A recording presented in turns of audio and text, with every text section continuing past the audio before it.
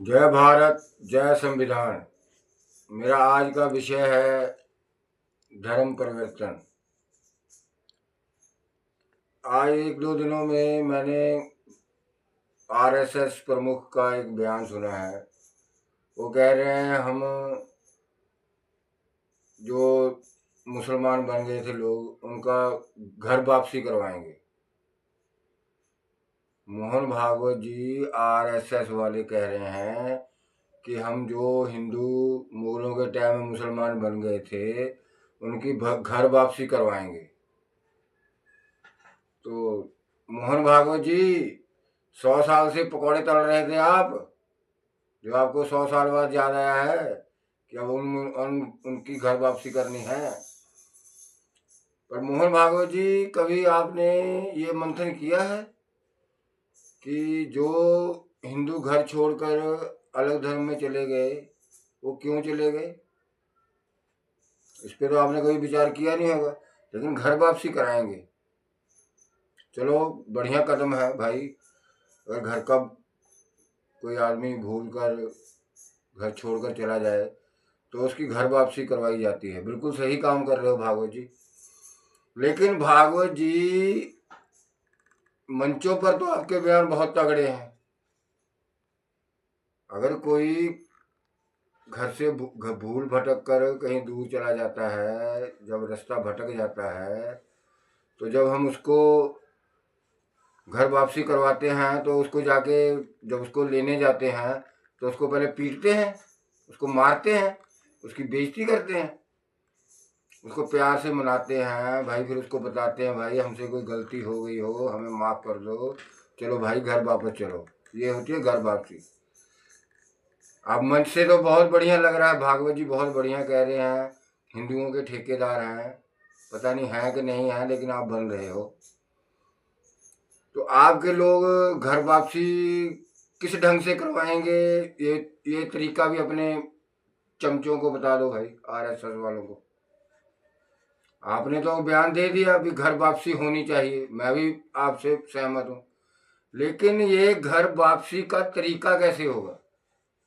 जो आम समाज है, जो हमारा घर परिवार है, उसमें तो भाई, जैसे हमारे यहाँ से कोई बंदा भटक के गलत रास्ते पे चला जाए या कोई गलत काम करने लग जाए, तो हम उसको समझाने जाते हैं तो उसको बड़े प्यार से, अगर हमसे भी कोई गलती है उससे माफ़ी मांगते हैं। भाई अगर हमसे कोई गलती हो गई हो, या तेरे को गुस्सा है भाई, तू घर वापस आ जा। उसको मान मनोबल करेंगे, कोई लालच देंगे या किसी तरह का, पर उसको मारेंगे पीटेंगे, वो घर वापस आएगा? वो तो और नफरत करेगा। क्योंकि जिन वजहों से उसने घर छोड़ा, वही वजह आप फिर उसको घर वापसी लाने के लिए कर रहे हो। वो घर वापस आएगा? मोहन भागवत जी, मेरे को ये बताइए, ये तरीका क्या होगा? आपने ये तो बता दिया भी घर वापसी होगी, लेकिन तरीका तो आप वही अपनाओगे, जय श्री राम, जय श्री राम, बोल जय श्री राम। ऐसे तो घर वापस नहीं आएंगे। उनको ये बताइए भी, पहले ये बताइए, जब हिंदू राजा होते थे, जब मुगल नहीं आते थे, तब भी इनका शोषण खूब होता था। जो आप मनुस्मृति करते हो, मनु करते हो, आपके कितने कितने कथा वाचक और आपके आरएसएस वाले भी, ये सब लोग कहते हैं मनुस्मृति आनी चाहिए। चलो हाँ, भी मनुस्मृति का कानून लागू करो भागवत जी, मनुस्मृति का कानून लागू करते हैं, ठीक है जी।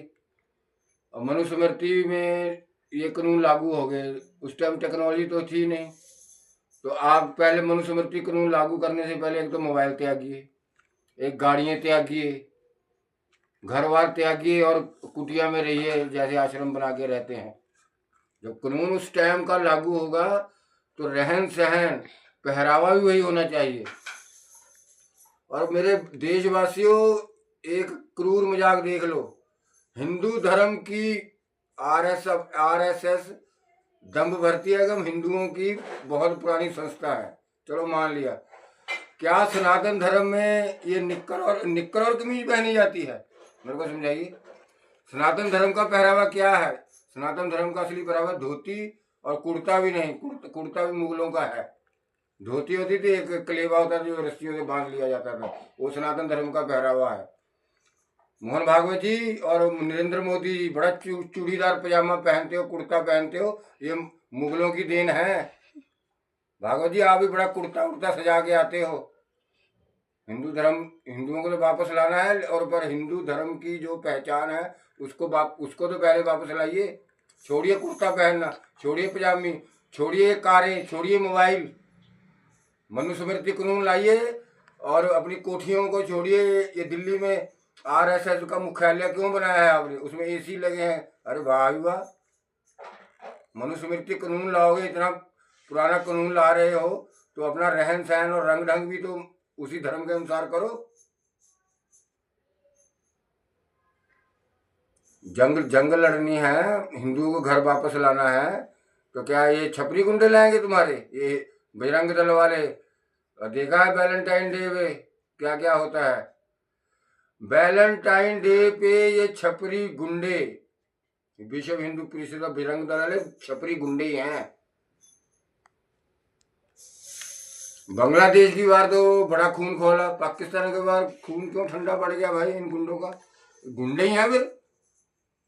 अगर धर्म के ठेकेदार होते तो जितना बवाल बांग्लादेश के खिलाड़ी पे काटा था, उतना 15 फरवरी को पाकिस्तान के मैच भी काटना चाहिए था, फिर मानता वो हिंदू धर्म के ठेकेदार हो। लेकिन आप तो बीजेपी के और सरकार के ठेकेदार हो। विश्व हिंदू परिषद वाले और बजरंग दल वालों, डूब के मर जाओ, धर्म का नाम बदनाम कर रहे हो आप लोग। अब देखिए भागवत जी ने कहा है ना धर्म वापसी कराएंगे। अब इनके गुंडे क्या करेंगे? गली गली कूचे कूचे निकलेंगे। अब उनका पूरा बैकग्राउंड जानेंगे, तुम्हारा दादा कौन है, तुम्हारा, और उनका पूछने का ढंग देखना। भागवत जी कानून वहां से मंच से आप वक्त तो देते हो कि मुसलमान घर वापसी कराएंगे, लेकिन घर वापसी करने का तरीका भी बता दीजिए, ठीक है?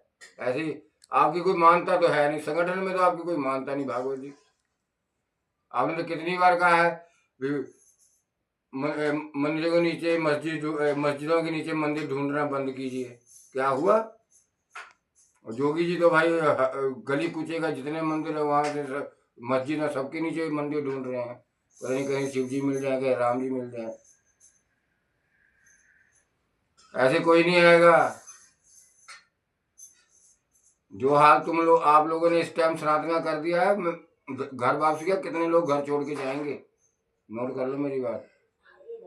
मैं भी पक्का सनातनी हूँ, लेकिन तुम जैसे फर्जी सनातनियों का घोर विरोधी हूँ। आरएसएस वाले, बजरंग दल वाले फर्जी संगठन है, फर्जी सनातनी है, धर्म के नाम पर चंदा खाते हैं।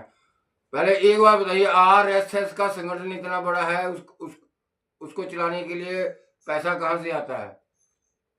अरे प्राइवेट संगठन है। अगर वैसे पूछे तो फिर कहेंगे प्राइवेट संगठन है, और ऑर्डर देते हैं सरकारों को। एक आरएसएस प्रमुख को BYZ+ सुरक्षा प्रणाली क्यों मिली हुई है? किस आधार पे दी हुई है? मेरे को ये समझाइए भाई।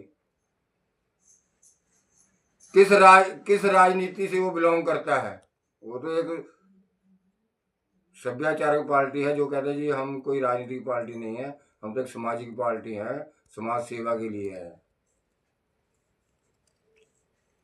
समाज सेवा, धर्म सेवा के लिए जो बने संगठन है, उनको राजनीति में बोलने का कोई अधिकार नहीं होता है। और जो राजनेता हैं और जो सत्ता को संभालते हैं, उनको धर्म में हस्तक्षेप, दखल नहीं देना चाहिए। लेकिन अब तो सब गुड़ गोबर हो रहा है, ना गुड़ किसी काम आ रहा है, ना सारा गोबर किसी काम आ रहा है। अगर गुड़ अलग होता तो उसका कुछ बना लेते, अगर गोबर अलग होता तो उसकी पाथी बना लेते, कंडा बना लेते, रोटी बन जाती, ठीक है? अब गुड़ और गोबर को अलग इकट्ठे कर दिया है। अब ना वो सारा गुड़ के काम आ रहा है, ना वो गोबर के काम आ रहा है। वही हाल हमारे सनातन धर्म का सनातन के फर्जी ठेकेदारों ने कर दिया है और वर्तमान सरकार ने कर दिया है। अंधभक्तों, घर वापसी करानी है ना, घर वापसी कराने के लिए पहले घर का माहौल बनाना पड़ता है। जिस माहौल के कारण उस आदमी ने वो घर छोड़ा, वो माहौल बदलकर उसके रहने लायक माहौल बनाना पड़ेगा। क्या भागवत जी वो माहौल आप बना पाए?